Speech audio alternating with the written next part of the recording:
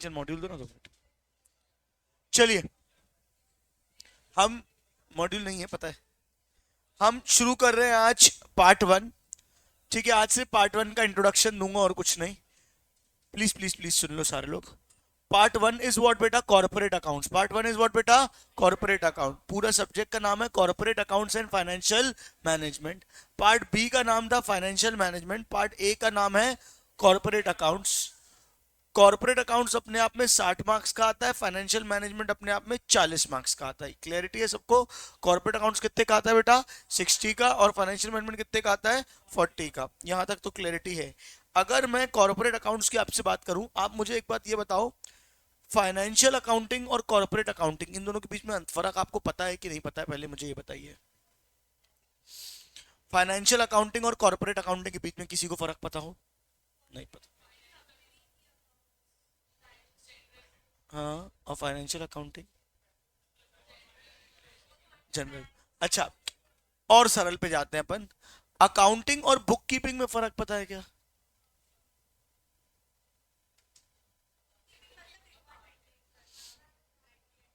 हाँ हाँ हाँ हाँ, कोई पता है, याद नहीं है ना? मैनुअली बनाते हैं तो बुक कीपिंग हो जाती है, कंप्यूटर बनाते हैं तो अकाउंटिंग हो जाती है। बहुत तेज। और क्या? Book keeping double entry system के हिसाब से नहीं चलती है। अकाउंटिंग जो है वो किसके हिसाब से चलती है? डबल एंट्री सिस्टम के साथ चलती है। जो डेबिट क्रेडिट और जो सारी चीजें हम करते हैं, that is accounting. That is what बेटा? अकाउंटिंग। क्या बात समझ में आ रही है? और book keeping is maintaining records. क्या बात समझ में आ रही है? वो डबल एंट्री सिस्टम फॉलो नहीं करता है। वो क्या हो जाती है तुम्हारी? Book keeping. यहाँ तक सबको समझ में आया? तो एक चीज होती है, मैं बुक में सब रीड कराऊंगा, अभी सिर्फ सुनो। एक चीज होती है बुक कीपिंग और एक चीज होती है अकाउंटिंग। अच्छा, फिर अपन ने डेबिट क्रेडिट पढ़ रखा है क्या? हाँ। चलो, डेबिट क्रेडिट के रूल्स क्या थे, कैसे पढ़े थे, मुझे थोड़ा सा याद दिलाओ। एक सेकेंड, एक हाथ हाथ करके, है ना, ऐसे भीड़ भड़क के मैंने, हाँ। Debit word comes in, credit word goes out. फिर debit the receiver, credit the giver. फिर debit all expenses and losses, credit all income and gain. दीदी तुमने तो अकाउंट्स नहीं पढ़ा है बचपन में, है ना? और कोई ऐसा जिसने बचपन में, जैसे ये ह्यूमैनिटीज वाली है इसलिए नहीं पढ़ा है, और कोई है कि जो कॉमर्स अकाउंट्स जिसने ना पढ़ा हो बचपन में? अकाउंट सबने बेसिक थोड़ा बहुत तो पढ़ा ही हुआ है, नहीं पढ़ा भाई? पढ़ा सा है पर नहीं सा पढ़ा है ना? ऐसे तो बहुत। वेरी गुड बेटा, कोई तो ईमानदार आया दुनिया में, है ना, जो बता रहा है पढ़ा सा है पर नहीं पढ़ा सा है। और कोई ऐसा जिसने पढ़ा सा है पर नहीं पढ़ा सा है? तुमने नहीं पढ़ा सा है। ठीक है, चलिए। तो अपन पूरा बेसिक से ही सीखेंगे, है ना? ठीक है क्या? तो कोई ऐसी बहुत ज्यादा परेशान होने वाली बात नहीं है। फर्स्ट वाला जो चैप्टर है उसमें तुमको पढ़ना है journal, ledger, trial balance, subsidiary book, cash books. ये सारे टॉपिक्स तुमको चैप्टर नंबर 1 पे है। लेकिन इसके प्रैक्टिकल्स नहीं आते हैं। ओए ओए ओए, सुनो ना, इसके प्रैक्टिकल्स नहीं आते हैं, सिर्फ इसकी थ्योरी ही आती है आपको। तो अपन, मैं पहले ओवरव्यू आपको थ्योरी दे दूंगा। मेन मेन जो आपको आता है सिलेबस में, वो आता है कंपनी अकाउंट्स। क्या आता है बेटा?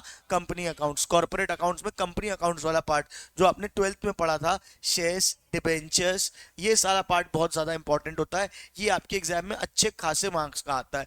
तो अगर आपने 12th में शेयर्स डिबेंचर्स बहुत अच्छे से कर रखा है तो आपके लिए बहुत बढ़िया स्कोरिंग यहाँ पे होने वाला है। पूरा शेयर्स जो तुमने पढ़ा था ना, वहाँ पे फोर फीचर, री इशू, प्रोराटा, सारी चीजें यहाँ पे फिर से आएंगी। क्या बात समझ में आ रही है? मैं आपको बेसिक से ही पढ़ाऊंगा, कोई दिक्कत की बात नहीं है, लेकिन बस बता रहा हूँ। ठीक है, चलिए आगे अपन एक बार बात करते हैं अब थोड़ी सी। ठीक है, क्या पूछ रहा था मैं आपसे? कुछ पूछा था मैंने आपसे, क्या पूछा था? हाँ, डेबिट क्रेडिट के रूल्स। ठीक है, तो तुमने मुझे डेबिट क्रेडिट के क्या रूल्स बताए? बताओ बेटा, डेबिट क्रेडिट के रूल्स तुमने क्या बताया मुझे? Debit what comes in, credit what goes out. फिर debit the receiver, credit the giver. फिर debit all expenses and losses, credit all income and gain. ये जो 3 रूल हैं, ये कौन कौन से रूल्स कहलाते हैं? Debit what comes in, credit what goes out, क्या कहलाता है? नॉमिनल। याद है? अरे 3 प्रकार की चीजें होती थी, रियल, पर्सनल और नॉमिनल। क्या होती थी?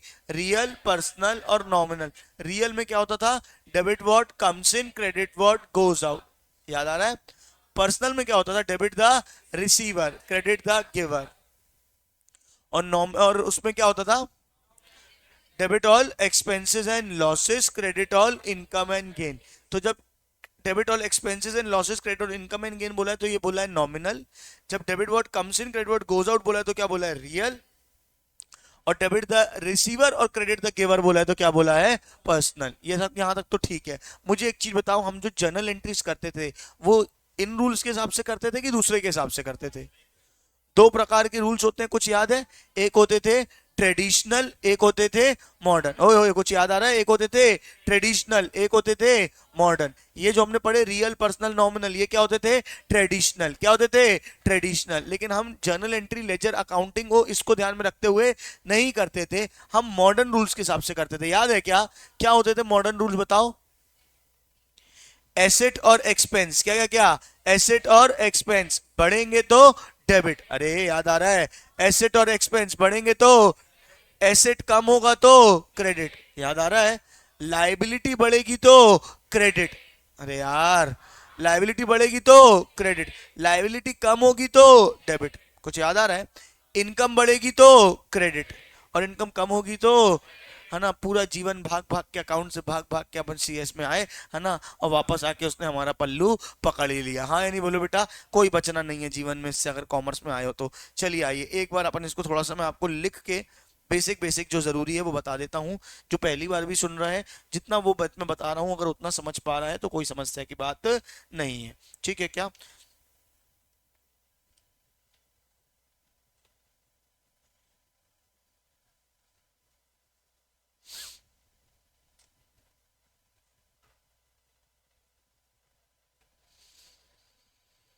देख तेरे संसार की हालत क्या हो गई भगवान, आजा भाई।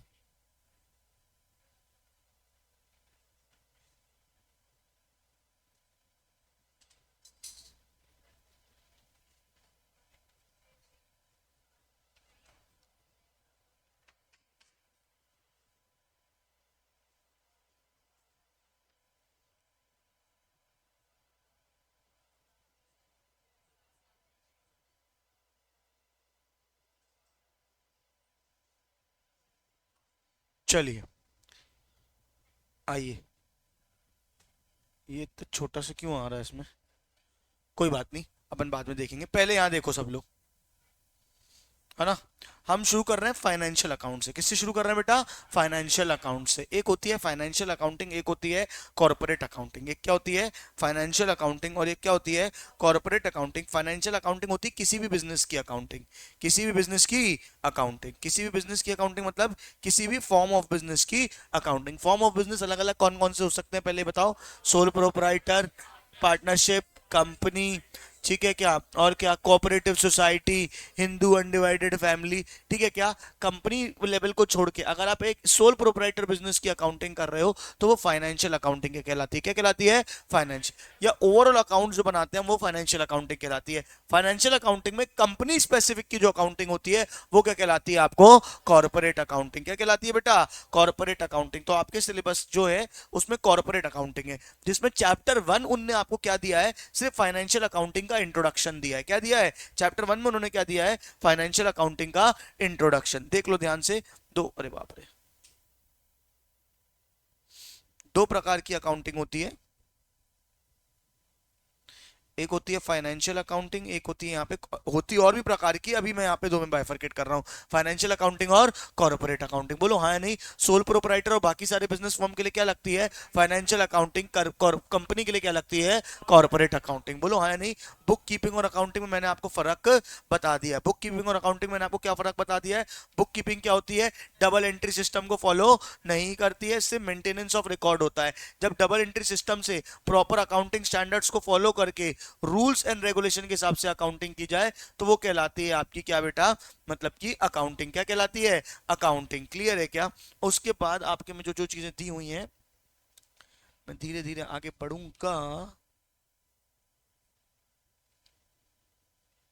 चलो देख लो। अकाउंटिंग मेथड्स दो प्रकार के होते हैं। अकाउंटिंग मेथड्स कितने प्रकार के होते हैं? दो। एक होते हैं ट्रेडिशनल, आपको पता है ये बात, एक होते हैं ट्रेडिशनल और एक होते हैं मॉडर्न। जो अपन ने डिस्कस किया उसी को लिख के बता रहा हूं। एक होते हैं ट्रेडिशनल, एक होते हैं modern. As per traditional rule तीन प्रकार के अकाउंट्स होते हैं, तीन प्रकार के अकाउंट्स होते हैं। कौन कौन से? रियल, जिसको आप देख और छू सकते हो, जैसे कि ये फर्नीचर, क्या बात समझ में आ रही है? कंप्यूटर, बिल्डिंग, मशीनरी, ये सब क्या है बेटा? रियल। ये सब क्या है बेटा? रियल। जहां होता है पर्सनल। दूसरा क्या होता है बेटा, पर्सनल, इंसान, डेटर, क्रेडिटर, ठीक है, ओनर, ये सब क्या है बेटा, जिससे पैसा लेना है, जिससे पैसा देना है। क्या बात समझ में आ रही है? कैपिटल, ये सब क्या है बेटा, पर्सनल, ये सब क्या है बेटा, पर्सनल। अच्छा, और एक खर्चा और कमाई यानी कि एक्सपेंसेस, रेंट, सैलरी, सेल्स, ठीक है, इंटरेस्ट, ये सब क्या है, इनकम और एक्सपेंसेस, ये सब क्या है, इनकम और एक्सपेंसेस, वो क्या हो जाते हैं, नॉमिनल। तो पूरे अकाउंट्स को तीन भागों में बांटा गया है। क्या है तीन भाग बताओ, रियल, पर्सनल और नॉमिनल, ठीक है। क्या रियल का रूल होता है, debit what comes in, credit what goes out. Personal का नियम होता है debit the receiver, credit the giver, पक्का। और नॉमिनल का होता है debit all expenses and losses, credit all income and give. Assuming आपने कुछ नहीं पढ़ा है, उस बेसिस में आपको पढ़ा रहा हूं। आपको ज्यादातर ये पूछा जाएगा कि एग्जाम में, नहीं, अगर पूछा भी जाएगा तो क्या पूछा जाएगा, मॉडर्न पूछा जाएगा। क्या पूछा जाएगा, मॉडर्न। ये पूछा जाएगा तो थ्योरी पूछी जाएगी, इतनी काफी है, बोलो है नहीं। मॉडर्न आपको अच्छे से बनना चाहिए। मॉडर्न अकाउंटिंग या जिंदगी में कोई भी अकाउंटिंग करने के लिए पूरे अकाउंट्स को चार भागों में बांटा गया है। वो चार भाग क्या है, एसेट, एक्सपेंस, इनकम, लाइबिलिटी। क्या है चार पार्ट, फटाफट बोल के बताओ क्या क्या है, asset, expense, income, liability. I repeat I repeat I repeat, क्या है, asset, expense, income, liability. Asset क्या होते हैं बताओ, एसेट होते क्या है, definition, anything which a business owns, anything which a business owns, जहां जो चीज बिजनेस ओन करता है, जिस चीज में बिजनेस का अधिकार है, जिस चीज में बिजनेस का क्या है, अधिकार है, ये मेरा है, जब वो वाली फीलिंग आपको आए तो वो आपके लिए क्या है बेटा, एसेट। क्या है बेटा, एसेट। एक तो अधिकार होना चाहिए, anything which a business owns, और जो उसको फ्यूचर इकोनॉमिक बेनिफिट दे, क्या दे क्या दे क्या दे, फ्यूचर इकोनॉमिक बेनिफिट दे, वो क्या होता है बेटा, एसेट। जैसे फॉर एग्जांपल ये टेबल मेरे पास है, ये टेबल मेरे लिए क्या है बेटा, एसेट। क्यों एसेट है, क्या मैंने इसको किराए पे ली है, क्या मैं इसका मालिक हूं, हाँ, नहीं बोल रही, अरे मालिक हूं यार, उधारी नहीं लाया हूं, ठीक है, मैं इसका मालिक हूं, आई ओन दिस एसेट, बोलो हाँ या नहीं। और ये मेरे को क्या, क्या तुम जाओगे 12 तुम्हारा ये बैच खत्म होगा, एग्जीक्यूटिव का एग्जाम खत्म हो जाएंगे, तो क्या ये ले जाओगे क्या टेबल अपने साथ घर पे, ले जाने दूंगा क्या मैं, नहीं बेटा, दिस आई ओन्स, और ये मुझे फ्यूचर इकोनॉमिक बेनिफिट देगा। पिछले बच्चे भी इसी टेबल जब पढ़ रहे तब भी मैं इसी टेबल का यूज कर रहा था, आने वाले बच्चे पढ़ेंगे तब भी मैं इसी टेबल का यूज करूंगा। It is an asset, it is an asset, हाँ या नहीं। कोई भी चीज जिसपे हमारा अधिकार वाली फीलिंग आए, कौन सी फीलिंग आए, अधिकार वाली, वो हमारे लिए क्या है बेटा, एसेट। क्या है बेटा, एसेट, हाँ ना बोलो, हाँ या नहीं। मुझे तुमसे पैसे लेने हैं, बताओ बेटा क्या है, एसेट या लायबिलिटी। तुम मेरे लिए क्या हो, मुझे तुमसे पैसे लेने हैं, बताओ क्या है, एसेट। क्यों एसेट, अरे अधिकार है, साले कहां जाओगे, घर आके पैसे ले लेंगे, क्या बात समझ में आ रही है, तो वो क्या है बेटा, एसेट। क्या कहलाता है, डेटर। क्या कहलाता है, डेटर, हाँ ना बोलना यार। दूसरा क्या होता है बेटा, लायबिलिटी। क्या होता है, लायबिलिटी, असेट का दुश्मन लायबिलिटी। असेट में क्या रहता, अधिकार वाली फीलिंग, कौन सी फीलिंग, अधिकार।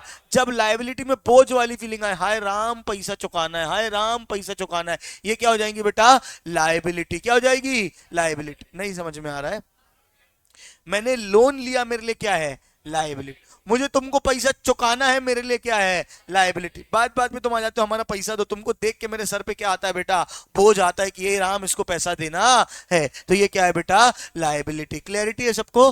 तो एसेट क्या होता है, विच वन ओन्स, और लायबिलिटी क्या होता है, जो सर पे बोझ है, हाँ या नहीं। एसेट दो प्रकार के होते हैं, आप जानते होंगे, कौन कौन से, फिक्स्ड एसेट्स और करंट एसेट्स। आप जानते हैं क्या, फिक्स्ड एसेट्स और करंट एसेट्स। क्या होते हैं फिक्स्ड एसेट्स और क्या होते हैं करंट एसेट्स, बताओ फटाक से।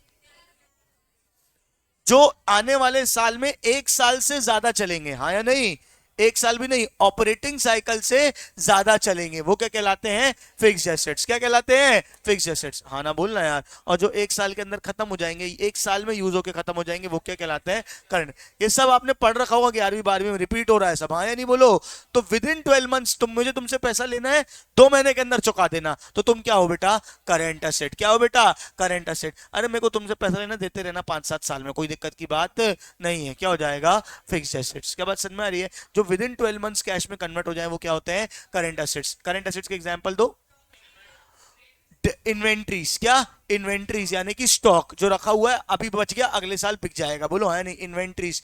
डेटर्स, कैश, ये सब क्या है तुम्हारे करंट एसेट्स, ये सब क्या है तुम्हारे करंट एसेट। फिक्स्ड एसेट्स का एग्जांपल दो, land, building, plant and machinery, furniture, ये सब क्या है तुम्हारे फिक्स्ड एसेट्स। चल जाएगा क्या, हाँ ना बोलो। तो ये होते हैं एसेट और लायबिलिटी। दूसरा होता है एक्सपेंस और इनकम। एक्सपेंस आप समझते हो, आपके खर्चे, यानी कि रेंट, बिजली का बिल, ट्रैवल, पेट्रोल का खर्चा, ये सब क्या है बेटा, खर्चे। और इनकम होती है जो आपके पास पैसा आता है जिसके बदले में आपको कुछ चुकाना नहीं है, आपकी कमाई है। इंटरेस्ट की इनकम हो गई, सेल्स की इनकम हो गई, सारी आपकी क्या हो जाए, रेंट रिसीव्ड, किराए पे जगह दे रखी थी, किराया मिल रहा है, ये सब क्या हो जाएगी आपकी इनकम। हाँ या ना, हाँ या ना, क्लैरिटी।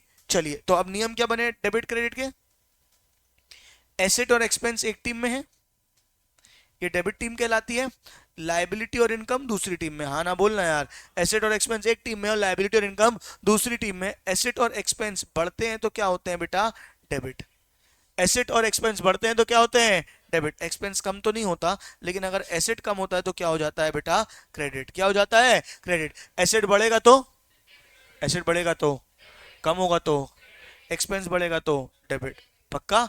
लायबिलिटी और इनकम बढ़ेंगे तो क्रेडिट, लायबिलिटी इनकम बढ़ेंगे तो क्रेडिट, और लायबिलिटी अगर कम होगी तो क्या हो जाएगी, डेबिट। क्या हो जाएगी, डेबिट। ये होते हैं आपके बेसिक जर्नल एंट्री के नियम। ये क्या होता है आपके बेसिक जर्नल एंट्री के नियम। ऊपर वाले थे रियल, पर्सनल, नॉमिनल। ऊपर वाले क्या थे, रियल, पर्सनल, नॉमिनल। और नीचे वाले क्या है आपके, मॉडर्न। क्या है बेटा, मॉडर्न। अपन मॉडर्न फॉलो ही करके लेके चलेंगे। क्लैरिटी है या नहीं है, फटाफट बोलो, पक्का। चलो एक चीज और, फिर मैं कल आपको बुक में अच्छे से करा दूंगा, ठीक है। कुछ अकाउंटिंग प्रिंसिपल्स मैं आपसे पूछूंगा, देखता हूं आपको पता है कि नहीं, ठीक है। क्या सवाल पूछूंगा, आप बताएंगे। सबसे पहले अक्रूवल कॉन्सेप्ट क्या होता है। हाथ उठा के, हाथ उठा के, हाथ उठा। अक्रूवल कॉन्सेप्ट क्या होता है, हाँ भाई बताएं। देखा सुना सा है कि पहली बार मिल रहे हो, देखा सुना सा। हाँ तो क्या देखा है, क्या सुना है। घर से निकलते ही कुछ दूर चलते ही सब भूल जाता हूं मैं। हाँ बेटा, हाँ हाँ, सानिध्य बताओ। ठीक ठाक, थोड़ा और बेहतर तरीके से समझाया जाए तो। स्टिल टू बी रिसीव्ड, ये तो आउटस्टैंडिंग होता है ना। अक्रूवल कॉन्सेप्ट जानना चाह रहा हूँ मैं, उसका पार्ट है, अक्रूवल कॉन्सेप्ट का पार्ट है ये आउटस्टैंडिंग और प्रीपेड, ठीक है। लेकिन स्टिल, हाँ निकिता दीदी।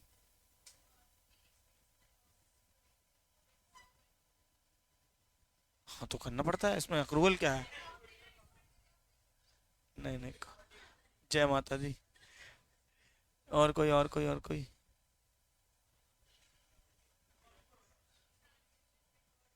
टेन रिकॉर्ड होता है, हाँ भाई पनस बताओ।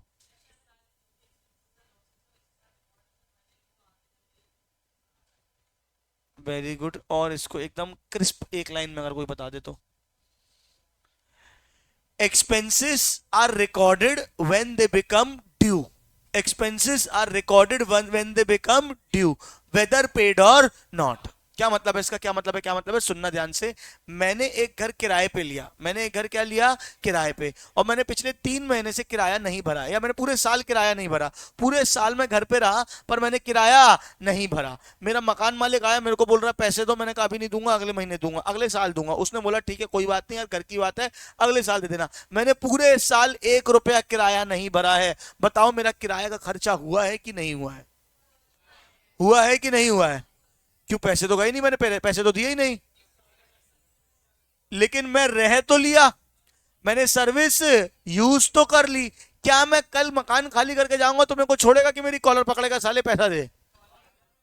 क्यों कॉलर पकड़ेगा, क्योंकि मैंने एक्सपेंस इनकर कर लिया है, भले पे किया हो चाहे नहीं। तो expenses are recorded when they are incurred. उसको तब रिकॉर्ड किया जाता है जब खर्चा हो गया। तुमने मेरे यहाँ जॉब करी, मैंने तुमको सैलरी नहीं दी 2 महीने से, मैंने कहा तुमको अगले महीने दूंगा। अगर मैंने तुमको 2 महीने की सैलरी नहीं दी है तो मेरा खर्चा हुआ है कि नहीं हुआ है, क्यों हुआ है, पैसे कहां दिए इसको।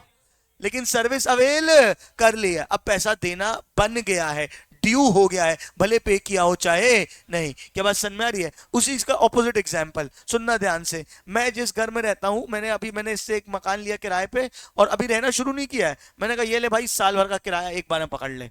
3 साल का किराया एक साथ इसको दे दिया। मैंने कहा भाई रोज रोज किराया मांगने नहीं आना, 3 साल का किराया एक साथ डिपॉजिट कर दिया। अब बताओ आप मेरे को, जो मैंने ये खर्चा किया है क्या ये मेरा एक्सपेंस है या नहीं है? मैंने इसको पैसे दे दिए किराए के, अभी रहा नहीं हूं एक भी दिन, तो खर्चा हुआ है कि नहीं हुआ है? खर्चा हुआ है कि नहीं हुआ है? हाँ ना बताओ बस, हुआ है कि नहीं हुआ है? हो गया। अरे भाई खर्चा नहीं हुआ, prepaid expense is not an expense, it is an asset. अरे भाई समझो, क्या मैंने इसके घर की सर्विस यूज करी? मैंने उसको भाई 3 साल का किराया दे दिया, क्या मैं घर में रह लिया? क्या मैंने पे कर दिया है? हाँ, लेकिन मैंने अभी रहा नहीं है। Expenses are recorded when they are incurred, whether paid or not. भले पे कर दिया हो तो भी खर्चा नहीं है, पे नहीं किया हो तो भी खर्चा नहीं है। पैसा दिया नहीं दिया उससे लेना देना नहीं है, लेना देना किससे है? सर्विस को यूज करने से, एक्सपेंस के इनकर होने से। हाँ या ना बोलो? पक्का? तो expenses are recorded when they are incurred, expenses are recorded when they are income, whether paid or not. हाँ या ना बोलो? इसी कारण से कॉन्सेप्ट आए अक्रूवल। अक्रूवल कॉन्सेप्ट के कारण ही कॉन्सेप्ट आए हैं। दो कॉन्सेप्ट कौन कौन से आए हैं? एक आया है आउटस्टैंडिंग और एक आया है प्रीपेड। क्या आया है? आउटस्टैंडिंग और एक आया है प्रीपेड। आउटस्टैंडिंग मतलब खर्चा हो गया पर दिया नहीं है। अरे यार खर्चा हो गया पर दिया नहीं, लेकिन खर्चा तो हो गया, लेकिन खर्चा तो हो गया, यानी पे किया हो चाहे ना पे किया हो, अक्रूवल। हाँ या ना बोलो? दूसरा क्या है? प्रीपेड। दूसरा क्या है? प्रीपेड। प्रीपेड मतलब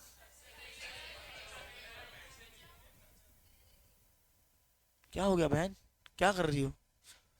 ठीक है, प्रीपेड क्या है बताओ मुझे? प्रीपेड क्या है बेटा? मैंने अभी खर्चा नहीं हुआ, मैंने अभी खर्चा नहीं हुआ और समय से पहले पैसा चुका दिया, समय से पहले पैसा चुका दिया, वो क्या है बेटा? प्रीपेड। वो क्या है बेटा? प्रीपेड। तो अभी नहीं हुआ था खर्चा तो रिकॉर्ड नहीं करेंगे, प्रीपेड मान लेंगे। बोलो हाँ या नहीं? तो expenses are recorded when they are incurred or not, sorry, expenses are recorded when they are incurred, whether paid और।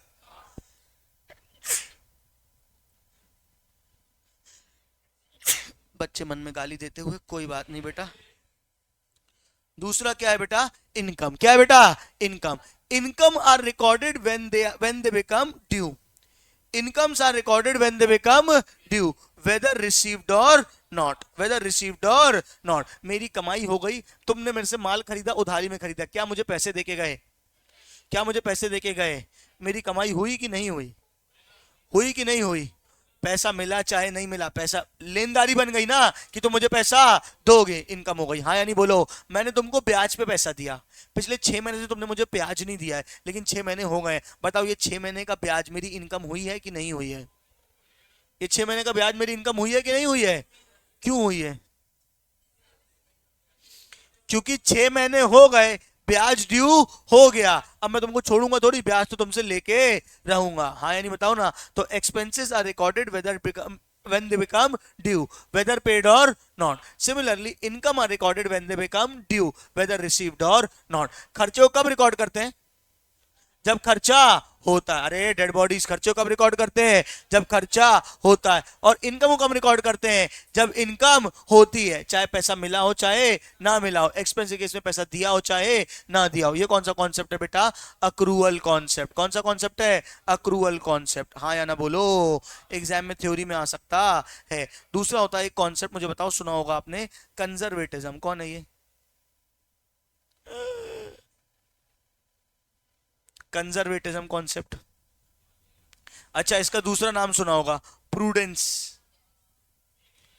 Prudence principal. क्या भैया, हम लोग तो रट रट के पास हो गए थे, आप कहाँ बाल की खाल निकालते हो, है ना? क्या होता है कंजर्वेटिज्म, क्या होता है प्रूडेंस? हाँ कौन सा बता दे। अच्छा अच्छा अच्छा अच्छा अच्छा अच्छा अच्छा। हाँ बेटा कुछ बता नहीं चाह रही हो, बताओ बताओ। अरे सही गलत बता दो जो मन में आ रहा है। सेफ्टी, वेरी गुड, सही हो, पास में हो। प्रूडेंस प्रिंसिपल क्या बोलता है? अच्छा, प्रूडेंट वर्ड का डिक्शनरी मीनिंग क्या होता है? वो देखो गूगल कर रही है। क्या कर रही है नीचे? तो क्या इंस्टाग्राम ही चला रही? वो कोच से वो उतनी मेहनत भी नहीं कर रही, इससे अच्छा गूगल ही सर्च कर लेती। हाँ, prudence prudence prudence prudent word का डिक्शनरी मीनिंग क्या होता है आम भाषा में? प्रूडेंस वर्ड का अकाउंट छोड़ दो, प्रूडेंट वर्ड का मतलब क्या होता है? कर सकते हो, गूगल कर सकते हो, चलो कर लो प्रूडेंट। सही बोल रहे हो, क्या बोल रहे हो? अरे बजाना नहीं है ना बे, हमने लड़ने लगते हो तुम तो, बिल्कुल गलत बोल के लड़ने लगते हो।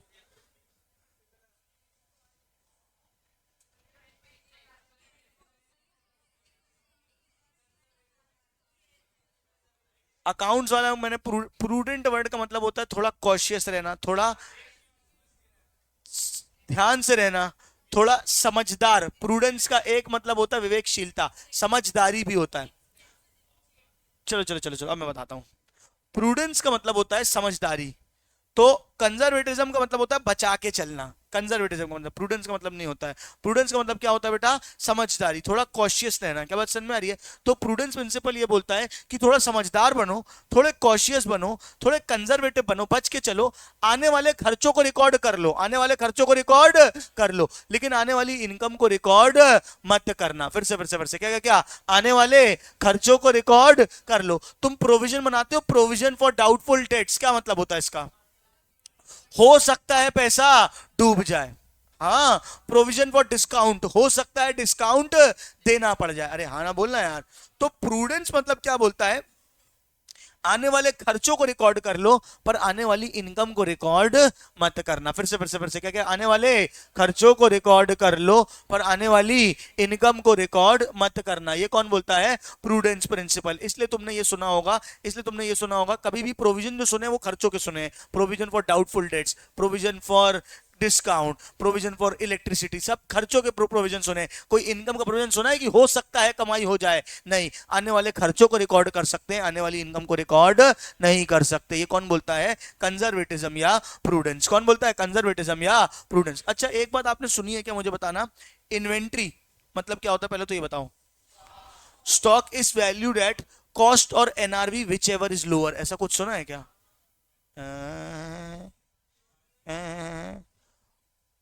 मेरे पास स्टॉक रखा है, मेरे पास क्या रखा है? स्टॉक। जैसे फॉर एग्जांपल मैं रिमोट बेचता हूं, क्या बेचता हूं बेटा?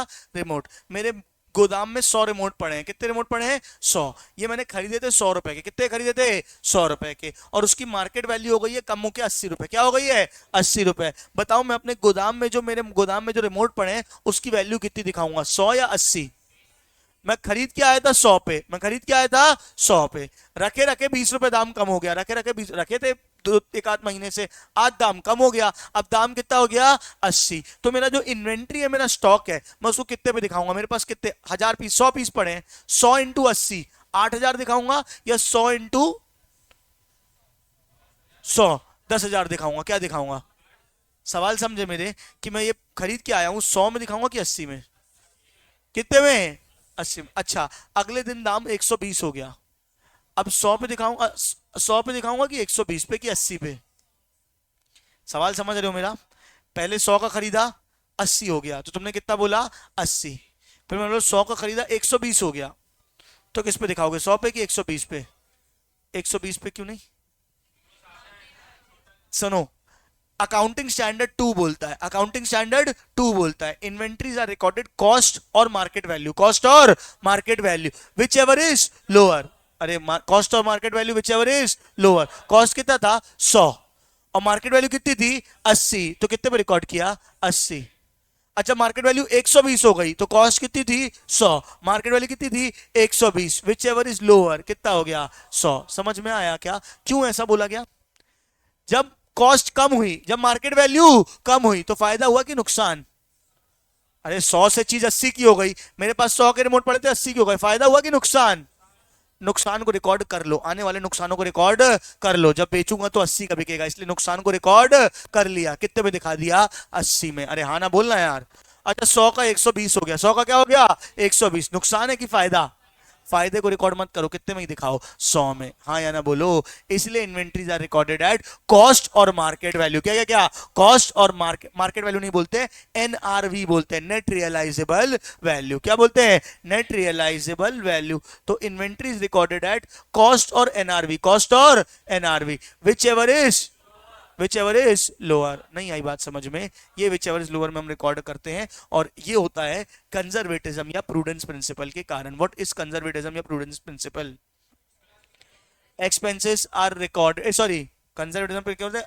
आने वाले खर्चों को रिकॉर्ड कर सकते हो लेकिन आने वाली इनकम को रिकॉर्ड नहीं कर सकते। कंजर्वेटिज्म या प्रूडेंस, हाँ या ना बोलो। अच्छा, डेप्रिसिएशन सुना है? डेप्रिसिएशन क्या होता है? एसेट के वेयर एंड टेयर के कारण। एसेट एंड के वेयर एंड, इसके दो मेथड्स होते थे, आपने पढ़े होंगे। एक पढ़ा होगा स्ट्रेट लाइन मेथड और एक पढ़ा होगा डब्ल्यूडीवी, याद है क्या? एसएलएम या डब्ल्यूडीवी। मैंने एसएलएम चलाया 4 साल, मैंने इसको 4, ये 10 साल का सेट है सपोज, 4 साल मैंने चलाया एसएलएम। अब मैं सोच रहा हूँ इसको चेंज करके डब्ल्यूडीवी चला लूं, क्या कर सकता हूँ कि नहीं कर सकता हूँ? कर सकता हूं कि नहीं कर सकता हूं? नहीं। एक बार आपने कोई अकाउंटिंग का मेथड चुन लिया, आपको वही कंसिस्टेंटली फॉलो करना पड़ेगा। कुछ एक्सेप्शनल केसेस हैं जब कर सकता हूं, अकाउंटिंग स्टैंडर्ड में हम पढ़ते हैं, तुम्हारे सिलेबस में नहीं है, लेकिन आमतौर पे जनरल रूल क्या है कि आपने अगर एक बार कोई अकाउंटिंग पॉलिसी अपनाई, क्या बनाई? अकाउंटिंग पॉलिसी, आप उसको बदल सकते नहीं हो, आपको उसे कंसिस्टेंटली फॉलो करना पड़ेगा। ये तीसरा प्रिंसिपल मैंने आपको पढ़ाया, कंसिस्टेंसी। कौन सा पढ़ाया? कंसिस्टेंसी। पहला कौन सा पढ़ा? अक्रूवल। अरे पहला कौन सा पढ़ा? अक्रूवल। दूसरा कंजर्वेटिज्म, तीसरा कंसिस्टेंसी। समझ आ रहा है कि नहीं? पक्का मैं आपको बुक में सारी चीजें मार्क कराऊंगा, आज अपन बस इसको रैंडम समझ रहे थे। एंटिटी कॉन्सेप्ट क्या बोलता है?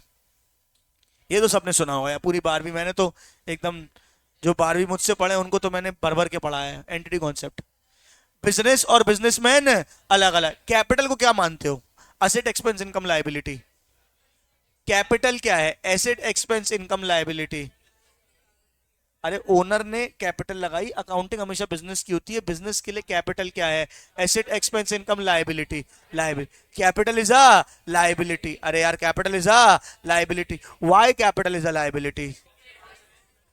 क्योंकि बिजनेस और बिजनेसमैन अलग अलग है। बिजनेस बोल रहा है हे बिजनेसमैन तुमने मुझ पे कैपिटल लगाई है। क्या बोल रहा है? हे बिजनेसमैन तुमने मुझ पे कैपिटल लगाई है, मैं तुमको ये पैसा चुकाऊंगा, इसलिए मेरे लिए क्या है? लायबिलिटी। क्या है? लायबिलिटी। तो एंटिटी कॉन्सेप्ट ये बोलता है बिजनेस और बिजनेसमैन अलग अलग है। हाँ या ना बोलो? कितने प्रिंसिपल पढ़ लिए? 4। पहला अक्रूवल, दूसरा कंजर्वेटिज्म, तीसरा कंसिस्टेंसी, चौथा एंटिटी। बोलो हाँ या नहीं?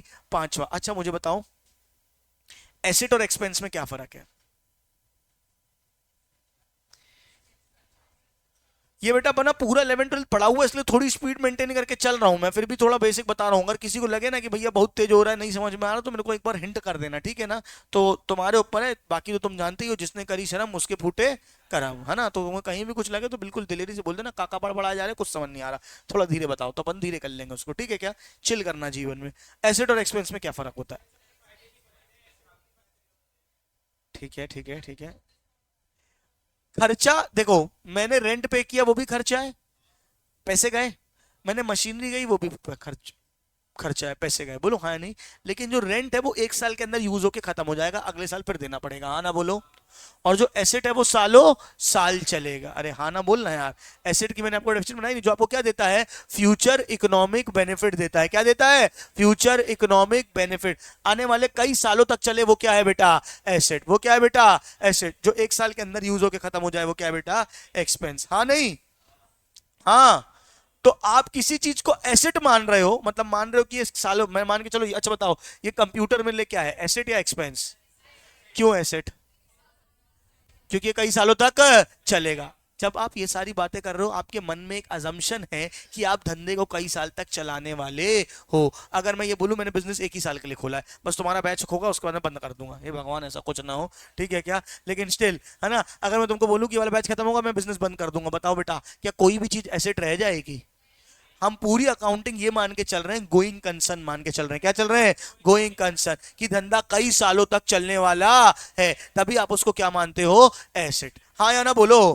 बेटा 11वीं में ना हमने सब पढ़ा है, लेकिन हम सिर्फ ऐसे पढ़ लेते, गोइंग कंसर्न मतलब बिजनेस बहुत साल तक चलने वाला है, लेकिन हम उसके डीप जाके ये नहीं सोचते थे कि गोइंग कंसर्न के कारण कॉन्सेप्ट क्या आया है, एसेट और एक्सपेंस। क्या आया है, एसेट और एक्सपेंस। आपने माना कि बिजनेस कई सालों तक चलने वाला है, इसीलिए वो चीज क्या बनी, एसेट। क्या बनी, एसेट। अगर गोइंग कंसर्न अजम्पशन नहीं लगाते तो दुनिया की सारी चीजें क्या हो जाती, एक्सपेंस। कोई भी चीज एसेट नहीं होती। फिर चाहे मैं कार खरीदूं, चाहे कंप्यूटर खरीदूं, चाहे एक पेन खरीदूं, सब एक साल के अंदर मुझे खत्म कर दूंगा या तो बेच दूंगा, क्योंकि अगले साल बिजनेस तो वैसे ही चलने वाला नहीं है। तो कोई भी चीज एसेट नहीं कहलाती। हाँ या ना बोलो। लॉजिक क्लियर हो रहे हैं सबको? आधे लोग तो मस्त नशे में घूम रहे हैं, के बाद समझ में आ रही है? चलिए चलिए चलिए चलिए, पहला कॉन्सेप्ट, डेड बॉडीज अक्रूअल। क्या बोलता है अक्रूअल? आने वाले खर्चों को रिकॉर्ड कर लो, लेकिन आने वाली इनकम को रिकॉर्ड ये नहीं बोलता था। ये तो कंजर्वेटिज्म होता है। चेक कर रहा था मैं, ठीक है क्या? अक्रूवल क्या बोलता है? अक्रूवल क्या बोलता है? Expenses are recorded when they become due. Expenses are recorded when they become due, whether paid or not. And incomes are recorded when they become due, whether received or not. याद आया? Conservatism क्या बोलता है? आने वाले खर्चों को record कर सकते हो, लेकिन आने वाली इनकम को रिकॉर्ड नहीं कर सकते। कंसिस्टेंसी क्या बोलता है? एक बार अकाउंटिंग पॉलिसी अपना ली, उसको अपनाए रहना, है ना? एक बार शादी कर ली, फिर बदल सकते नहीं हो। हाँ या नहीं? इकोनॉमिक एंटिटी कॉन्सेप्ट क्या बोलता है बेटा, बताओ? बिजनेस और बिजनेसमैन अलग अलग हैं। हाँ या नहीं बोलो? हमने थोड़ा बहुत अकाउंटिंग देखा, थोड़ा बहुत बुक कीपिंग देखा, थोड़े से अकाउंटिंग प्रिंसिपल्स देखे हमने, फिर देखा जर्नल के लिए वो ट्रेडिशनल और मॉडर्न रूल्स। ट्रेडिशनल थे रियल, पर्सनल, नॉमिनल। मॉडर्न में था असेट, लायबिलिटी, इनकम, एक्सपेंस, है ना? अकाउंट्स की बेसिक साधारण बातें आज हमने करी। हाँ या ना बोलो? एक class time value of money की बची हुई है, वो मैं कल लगाऊंगा। उसमें कुछ देखना था, मैं देख नहीं पाया था, इसलिए आज क्लास नहीं लगी। कल वो एक बार मैं क्लास लगाऊंगा थोड़े, और फिर वापस से अपन कॉर्पोरेट अकाउंट्स में आ जाएंगे। हाँ या ना बोलो? हो सकता है आने वाले समय में मैं अपनी क्लास की ड्यूरेशन बढ़ाऊं, आधे टाइम अपन कॉर्पोरेट पढ़े, आधे टाइम अपन फाइनेंशियल पढ़े। हाँ या ना बोले? पक्का? आज की सभा समाप्त। बोलो सत्यनारायण भगवान की जय।